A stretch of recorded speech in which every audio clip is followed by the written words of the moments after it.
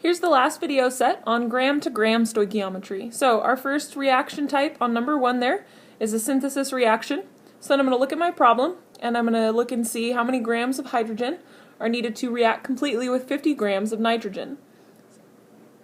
If I have 50 grams of nitrogen, I know that that's what's going to go in the upper left-hand corner of my T-chart.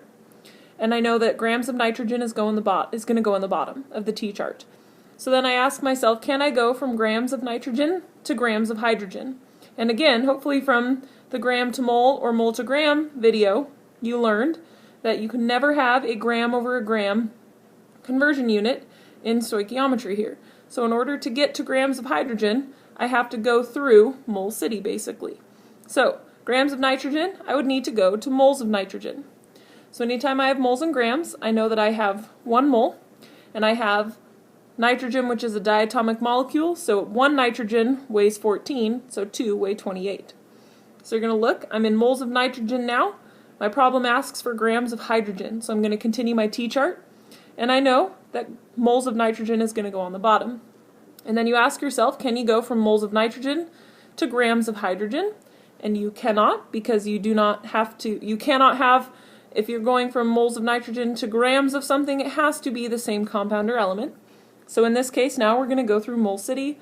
Anytime we are in mole city, my map to mole city is the balanced chemical formula. So I call my mole ratio here, mole city, again, that's just a silly way to remember it. So I know from my balanced formula, I have 1 mole of nitrogen, and from my balanced chemical formula, I have 3 moles of hydrogen. So I'm going to fill those values in. So now if I cross out all my units, I know I'm in 3 moles of hydrogen, I'm ending with moles of hydrogen, pardon. Grams of hydrogen is what I'm trying to get to, so I need to continue my T-chart, and I know moles of hydrogen needs to go on the bottom. So if I look at this, I ask myself, can I go from moles of hydrogen to grams of hydrogen? And you can indeed do that, because anytime you go moles to grams, the compounds or elements here need to match. And again, anytime I go moles to grams, I know that I have 1 mole, and I have 2 grams of hydrogen because 1 hydrogen weighs 1 gram, and I have 2 there because it's a diatomic molecule. So then I cross out all my units, and now I make sure I'm in grams of hydrogen here at the top.